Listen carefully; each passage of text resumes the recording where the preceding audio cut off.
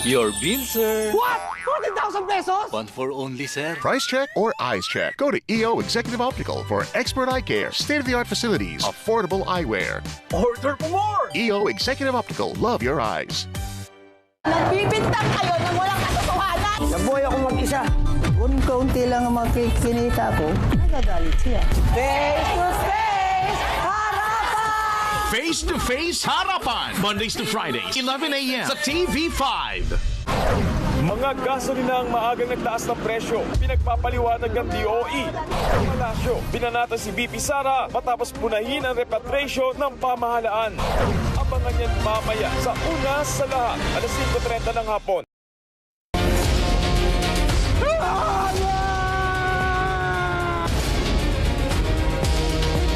Hindi matatapos ang gera nito hanggat isa sa amin ito at ay mamatay! Ilulusid tayo! Arlo J. Caparas, Totoy Bato. Weeknights, 8 p.m. Pagkatapos ng Frontline Pilipinas sa Totomax. Prime Time, 5.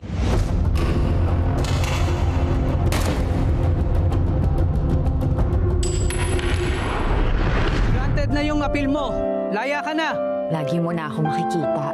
Basta huwag ka lang mawawala. Teka nga, alis ka na lang bigla. I love you.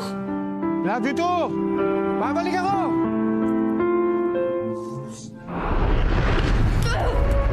Lahat ng mga duda ko, binaliwala ko lahat dahil pinilit kitang tanggapin!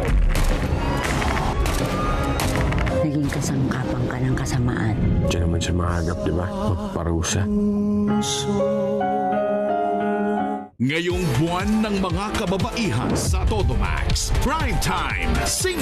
Aabante sa pakikipaglaban. Ako mismo ang kukuha ng granada na itatapon sa kanilang lahat. Susulong ang katotohanan. Harapin ko sila. Tutuos kami. What I want is your honesty. Uusbong ang mga progresibong prinsipyo. Let us remember kung para kanino ang mga pinapagawa natin sa masa. Sa likod ng ganda, lahat may ibubuga. Totomax, Prime Time, 5.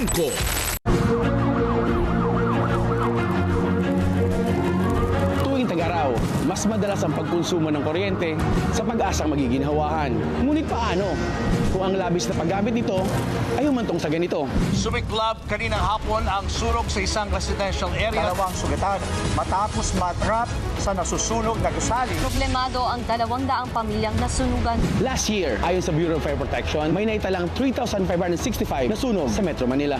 Ang mga pangunahing dahilan: substandard na electrical materials, overloaded circuits, spaghetti wires, overheated appliances, at mga illegal jumpers. Huwag hayaang maging abo ang ating mga tahanan. Tumawag agad sa electricity service providers kung may napapansing kakaiba sa electrical wirings. Patayin ang mga appliances na maghapon ang ginagamit. I-report ang mga buhol-buhol na kawad ng kuryente sa inyong lugar at ang mga illegal na may koneksyon nito. Sa isang iglap, maaaring matupok ng apoy ang mga ari-ariang pinaghirapan at ang buhay na hindi na mapapalitan. Stay safe, kapatid.